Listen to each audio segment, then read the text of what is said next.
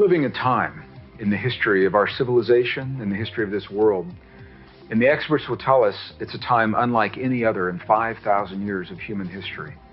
Never have we been faced with so many major crises that must be solved all within a very short period of time. From the collapse of the global economic system that's happening now, to the way we deal with climate change, to disappearance of resources, vital resources that must be shared between people, how we solve our problems in the Middle East and other places in the world without the use of war, and many other crises we're faced with right now. The way that we solve our problems as individuals, as communities, between nations, it's really not that much different. We tend to solve every problem in our lives through the lens that we determine describes our relationship with the world. We all have a way of looking at the world, and when we look through the lens of our experience to the world, that determines how we solve our problems. Here's why this is important. If you live in the modern world, much of our lens comes from the science of the last 150 years. New discoveries now are showing where the science of the last 150 years, in some cases, is incorrect. In some cases, the science is wrong. If we cannot incorporate the new discoveries into the way we think of ourselves and see the world, then how can we solve these problems that we're looking at today? So people ask me, Greg, the world is changing. What does it mean for our jobs? What does it mean for our careers? What's it mean for the way we deal with our families? And where do we put our passion? And how do we deal with this new world that's emerging? This is my answer to them.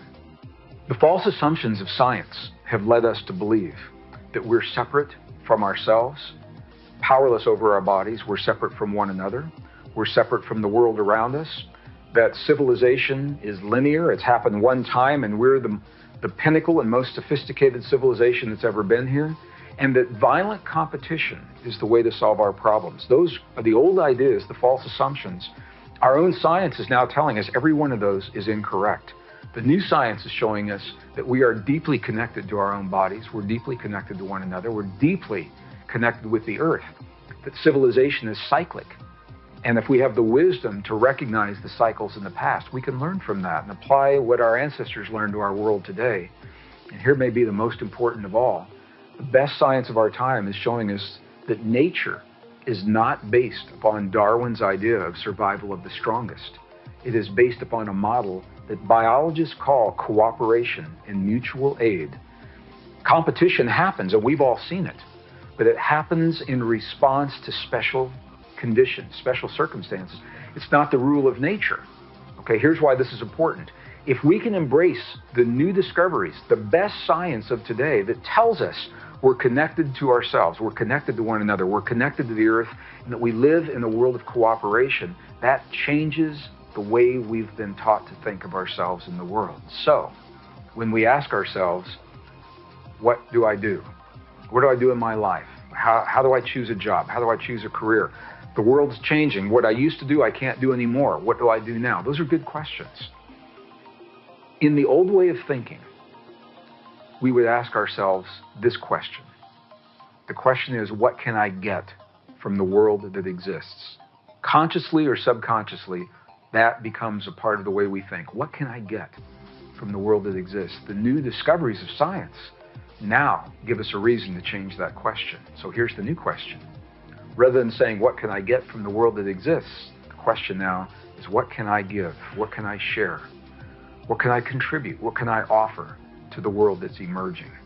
And the way we answer that question changes everything. The way we answer that question opens the door to new possibilities, not limited to what our degree is in or what our training is in or how much money we have. It opens the door to the possibility of where our passion may lead. Because we're not saying, how can I be rewarded? We're saying, what do I have to contribute? And by virtue of that contribution, we are rewarded in life. And it happens time and time again. So I'd like to give an example. Let me give a very clear example. I live in a rural area. My wife and I live in a rural area, a farming community in northern New Mexico in the United States. The economic collapse of 2008 hit everyone very hard in our community. A friend of mine was a builder. He built homes for people. In 2008 was the first year there were no permits, 0 permits for new homes in northern New Mexico. He said, "What am I going to do?" He said, "I am a builder." He says, "I work with my hands, I build homes, I build good homes." He said, "People don't need homes now." So he asked himself the question, what can I share with the world that's emerging? What do people need? He said, people don't need homes right now because they already have them. He said that people need to learn to grow their own food. People were learning they couldn't grow food. The winters were bad. The food was priced high. He said, I'm going to take the skills that I learned to build homes and build greenhouses, all kinds of greenhouses. He said, I'm going to build some that are small that people can put in their kitchen on their counter. I'm going to build bigger ones that you can piece together as modules. You can have as many as you want. I'm going to build them so that people can use them 12 months out of the year. They're enclosed, no matter how hot or how cold it is. And this is precisely what he has done. And he is more successful now building greenhouses for people to help them live healthy lives than he ever was building homes. I don't know if he'll ever build a home again or not, because now this is his passion. And all he did was ask the question, what can I share with the world? How can my passion and my skills support what the world needs now? To do that, he had to let go of the idea that he was clinging to of what he had done in the past. And it's an invitation for all of us. I ask myself this question every day, at least once a day, sometimes more.